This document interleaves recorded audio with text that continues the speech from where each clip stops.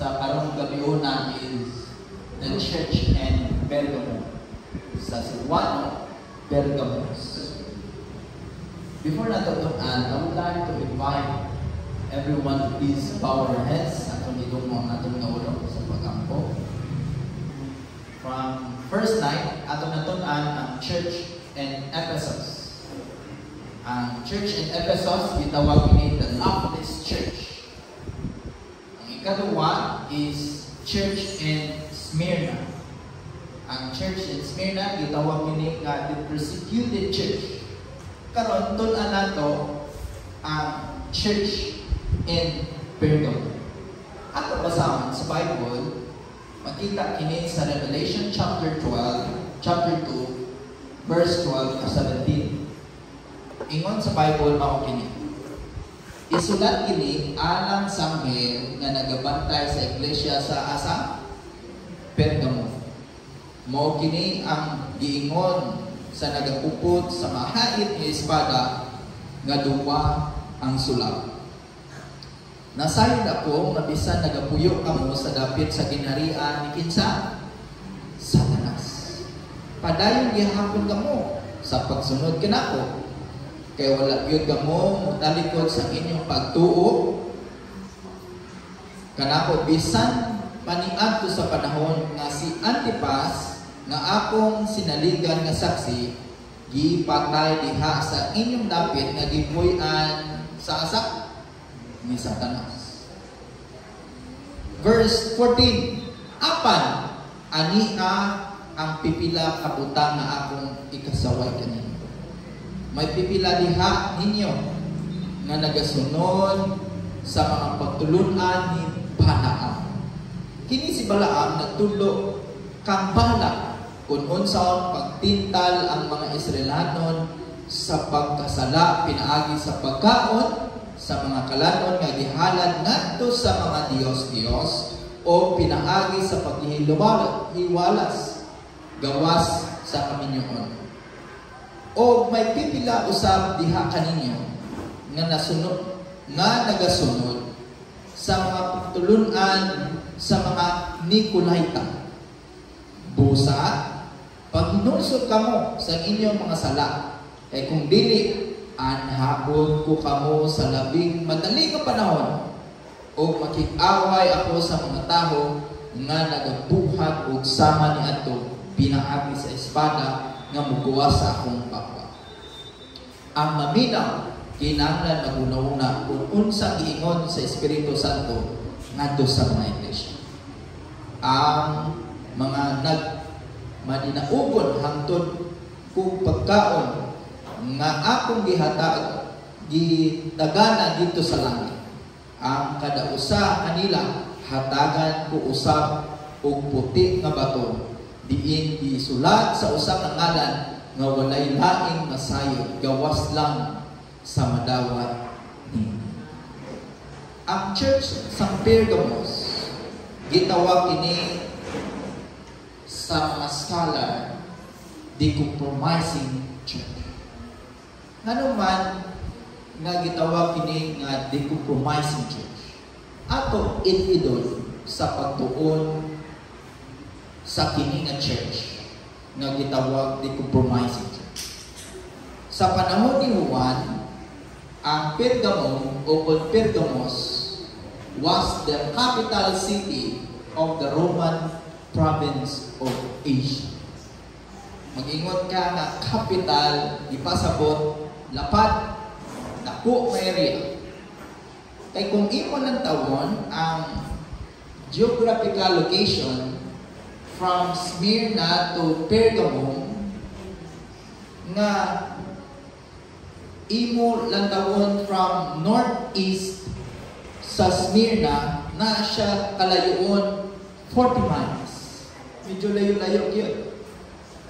Ang Pergamo, it is a center of intellectual life in the whole Hellenistic world. Unsa ni mga Hellenistic world? Mga pagtulunan nga wa gyud nagsentro sa pulong sa Ginoo. Ang Pergamum na tawag na famous library of nearly 200,000 volumes was the second only to the Library of Alexandria. Kung imo lang tawag sa history, ang library ni Alexandria, famous gyud kayo, dako gyud kayo. Kung dako ang library ni Alexandria, ikaduwa kini ang Pergamos nga library dito sa ilang lugar.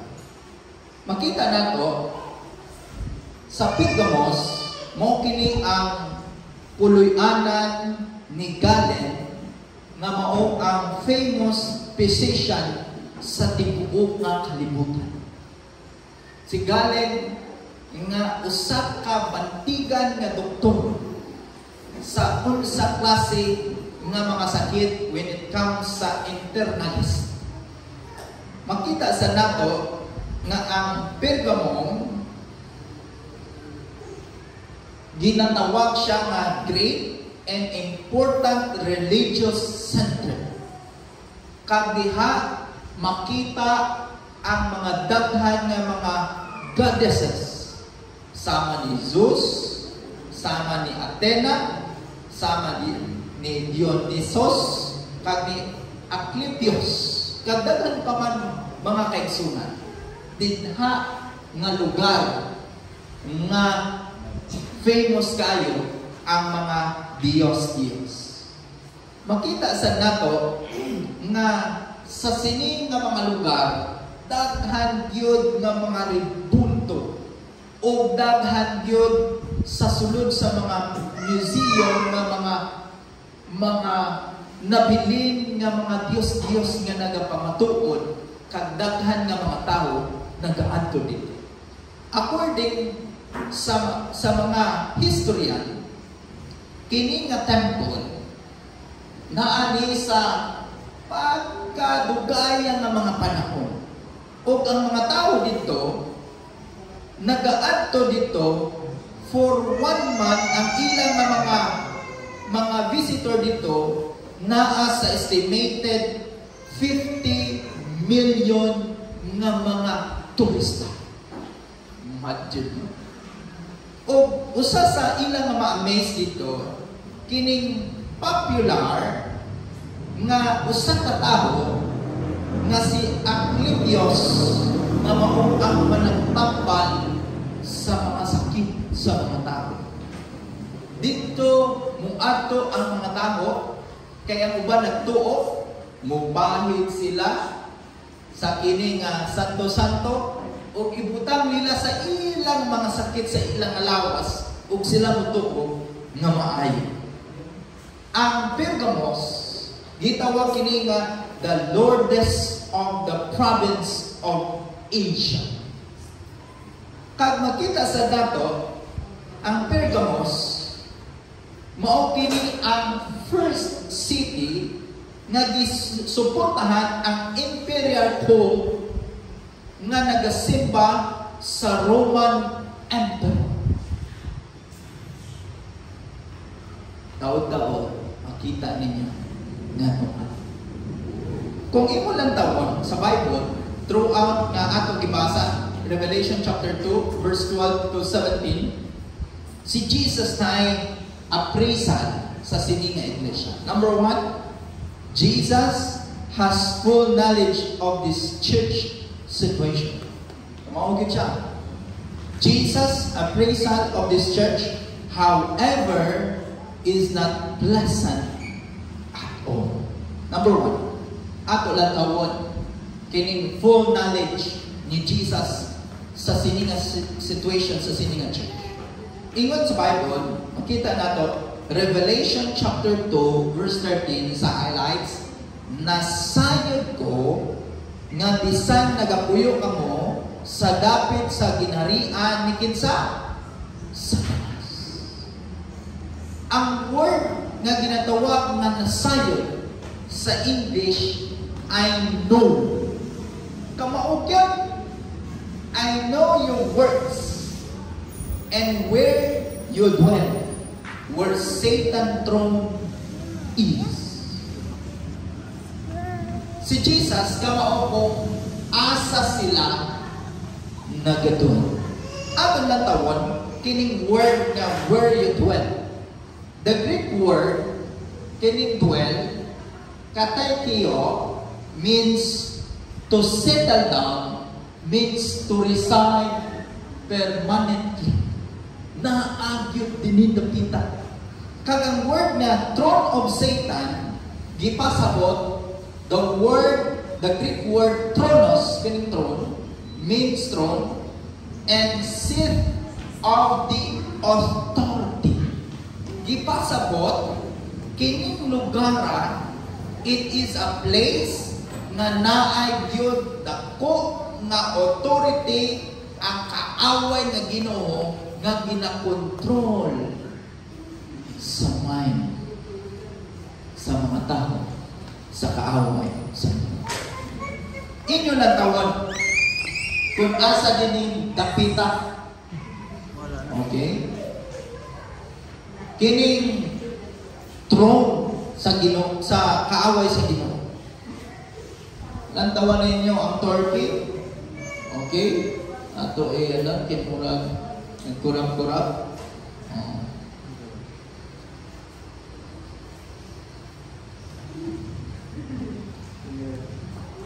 Okay na. Alright. Kung imo lang tawon, na din Turkey, na din ni ang 10 divided kingdoms. Kanay na nga lang the kingdom of Pergamum. Nantawan ninyo kung unsa na nga lugar karon.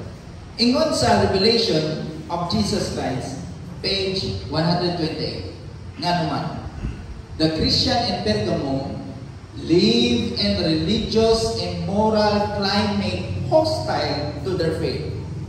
The Greek text indicate that they reside there permanently.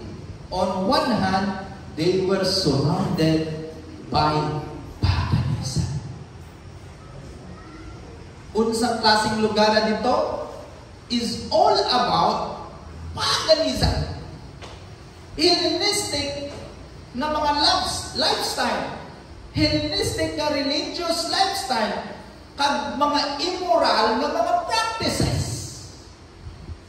Lisod kaayo ang situation sa mga Kristiyano dito sa Church of Pergamum. Number 2, ang appraisal ni Jesus. Jesus' appraisal on this church. However, it is not pleasant at all. Nga naman, ingon sa Bible, sa highlights, kainaan ang mga pagtulunan ni Balaam. Kag nasan kita, kay ato na natunan sa duwa ka gabi, ingon sa Revelation of Jesus Christ, page 129, the Pergamonians are evidently divided church. Some, like Antipas, held fast Christ's name and did not deny their faith. Namely, they were opposed any compromise with the world conduct and lifestyle. Other Pergamum held to the teaching of Balaam and Nicolaitans. Inyo nasabtan. Nga naman ang mga Pergamonians nga mga Christian nga dako yun ang influensya sa ilang lugar sa mga pagtulunan ng mga tao dito because of sa mga teaching ni Nicolaitans. What's ang problema yun kini sa Church of Pergamum? Ang problema yun is kining pagtulunan ni Balaam kag ni Nicolaitan. Unsa kining mga pagtulunan? Atong nasabtan nga ang pagtulunan nila is the same.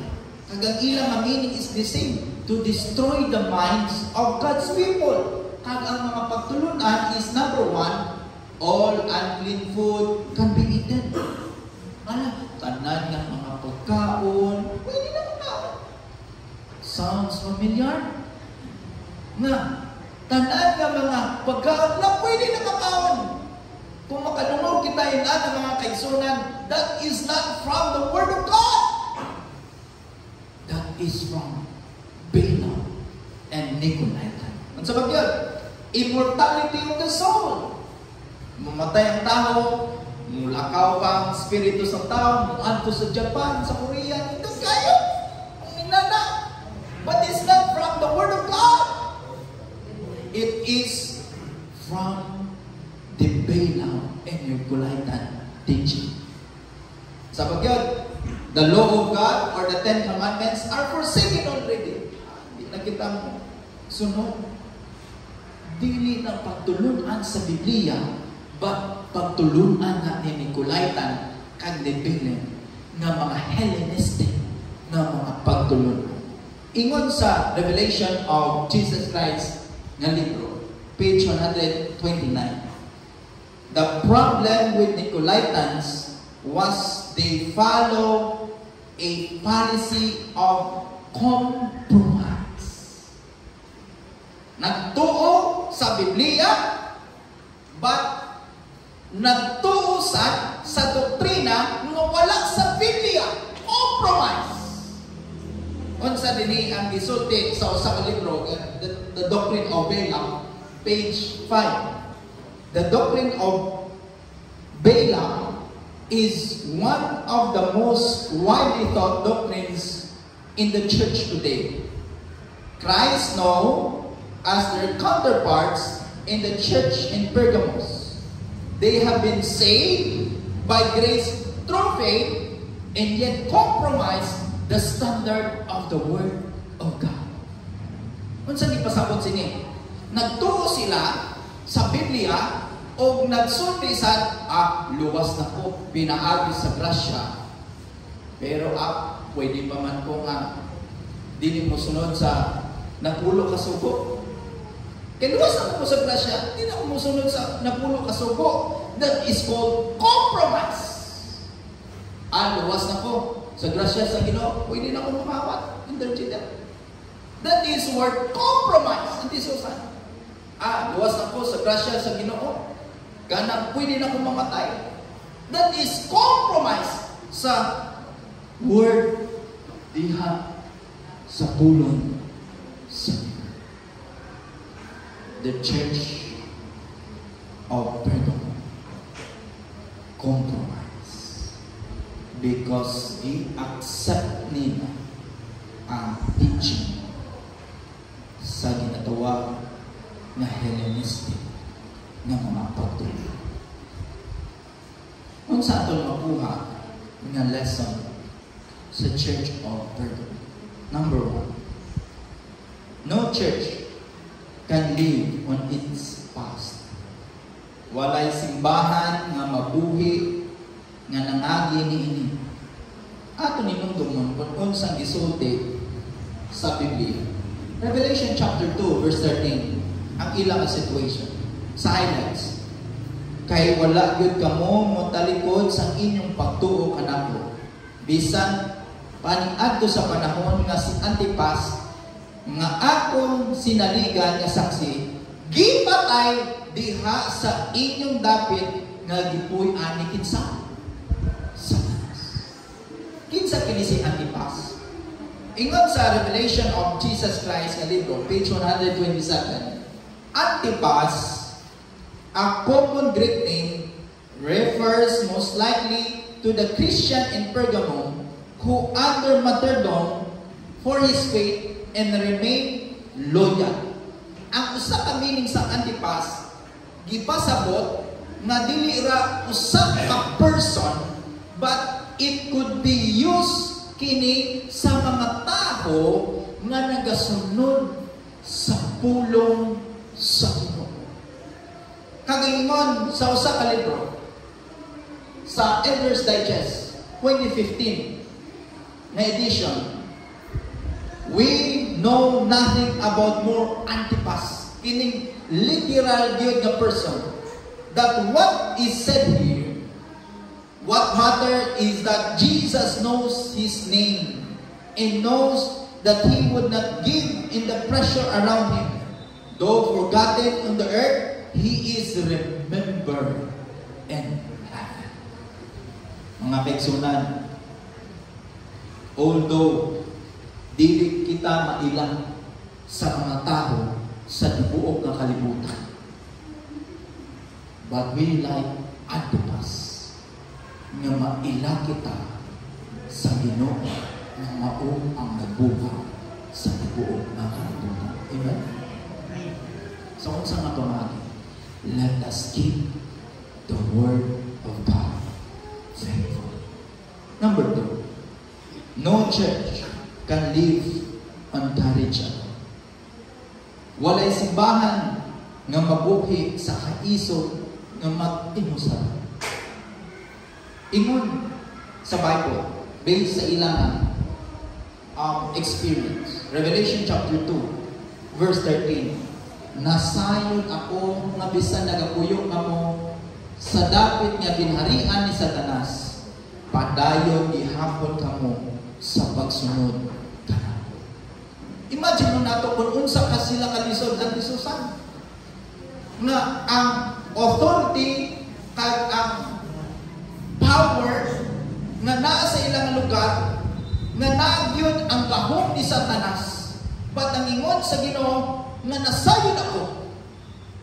Ma-feel na to nga ma-feel ang ilang ako galingon sang discouragement. But ingon sa Ginoo, padayon gihapon kamo sa pagsunod kanako. Unsa gingon ni Jesus sa mata ko sa ato? 1 Thessalonians chapter 5 verse 11. Therefore, encourage one another. If we feel hopeless, let us encourage one another. Sabi mo. Unsa ba gyud? Paano kita maka-encourage? Romans chapter 15 verse 4. For whatever was written in the former days was written for our instruction, that through endurance and through encouragement of the Scripture we might have hope. So, unsa nga pamagi? Dili rasulti, but pinaagyod sa pulong sa Ginoo.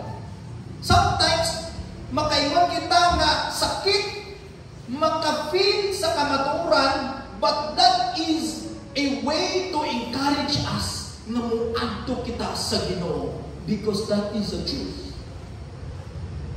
Mga kaigsunan, let us remember na ay kahong ang pagtuon sa pulong sa Ginoo. And through that, we might have hope. Amen? Number 3, no church can live with errors in the midst. Walay simbahan nga mabuhi nga dunay mga sayop sa tiwala ni. Ingon sa ilang experience, Revelation chapter 2 verse 14 to 15. Apan ani ang mga pipila ka butang nga akong ikasaway kanino. Unsa man? May pipila diha kaninyo nga nagasunod sa pagtulunan ni Balaam kag sa highlights, mga pagtulunan sa mga lingkod. Ingon sa Elders Digest 2015 edition, sa highlights nag-ingon mo okay. But when that is pressed too far, the church become mixture and error, truth and error, purity and impurity. Sooner and later, evil tends to spread so that sin is no longer seems very sinful. And the end result is the church receive both condemnation and harsh warning from the Lord. I would like to tell you mga kaigsunan, dili nato ma-mix ang truth kag ang error, ang kamatuoran o ang sali. usarag yun ang magpabilin, maurag yun ang kamatuo. Ingon ni Jesus sa Matthew chapter 6, verse 24, no one can serve two masters. Either piliin nimo ang Ginoo or either piliin nimo ang kaaway sa Ginoo. Either piliin nimo ang kamaturan or either piliin nimo ang dili kamaturan, but still it is your choice. God give you a power of choice. Kag ang handom sa Ginoo, pili mo nato siya. So, unsang napamaagi mahimo nato kini? Ingon ni Paul, Ephesians chapter 6, verse 11. Put on the full armor of God, so that you may be able to stand firm against the schemes of the devil. Aton gyud kuhaon ang armor sa Ginoo. Kag dimension diha kun sa mga armor sa Ginoo sa 11 to 16 mga kaigsunan. Ato ra gyud tinuon kag isurrender ang ato mga kaugalingon sa Ginoo. Number 4. No church can live in divided state forever. Walay simbahan nga makapuyo sa nabahin nga kahimtang hangtod sa hangtod. Ingon sa Revelation chapter 2 verse 16, anhaon ko kamo sa labing madaling nga panahon, ug makig-away ako sa mga tao nga nagabuhat og sama ni adto, pinaagi sa espada nga mugawas sa ako bawal. Ang Elder Digest 2015 edition na ay gisulti nga komentary mo kini that bring us to the Lord and calls in verse 16, Christ take personal offense when His church harbors immorality in the midst. He threatens to pay a personal visit and fight against the evil teachers. This verse raises an interesting question. Who exactly is supposed to do repenting? Certainly, the false teachers need to repent. Unsang ipasabot na? Naay gyud mga tawo musulti sa mga dili maayo nga mga pagtulungan. Naay mga tawo musulti na against the church. But I would like to tell you mga kaigsunan, ang mo repent is maukining mga false teachers. Mga taong nga nagsulti sa dili maayo para sa kanila. Unsang natong buhaton mga kaigsunan? Ingon ni Mrs. White, Ellen G. White, sa Testimony, Volume 9, page 221. The secret of success in the work of God will be found in harmonious working of our people. God calls for united work and united action. Makuha natong success kung kita maghiliusan. Let us bear in our mind na kinitanan para sa ato ng Ginoo. And let us unite mga kaigsunan sa diin na mag-glorify nato ang ato ng Ginoong Jesucristo. Amen? And lastly, no church can live without the word of God. Walay simbahan na mabuhi nga walay pulong sa paglaw. Based sa ilang experience, ingon sa Revelation chapter 2, verse 12 to 17, dira ako sa 16. Mo kinigingon, ang mga nagmadinaupon hatagan kong pagkaon akong gitagana dito sa unsa gipasabot ni Jesus. Ingon sa Elder's Digest 2015, Jesus offers something great, something much great to those who follow Him. Hidden manna speaks of personal communion with Him. Kinsa na hatagan sing dako nga pabor nga sa diin maka-communion diha sa iyo kadtong mga tao nga nagasunod sa mga kaigsunan. Let us take personally na kita musunod yun sa Kanya. Amen? Whatever happens sa ating nga kinabuhi, dili kita mag-compromise para sa Kanya. Kining kalibutan mga kaigsunan, it is temporary na. Ang pinakataas gayda sa sininga kalibutan, siguro ato mabutang 130. But hinumdumi, ang ganahan sa Ginoo is eternal. Dili kita makaangkon sa handog sa Ginoo sa edad nga walay katapusan if we will not follow Him. And Jesus, ganahan yun siya nga mag-communion sa matag usa sa aton nga kinabuhi. Handom siya mga kaigsunan nga one day He will come.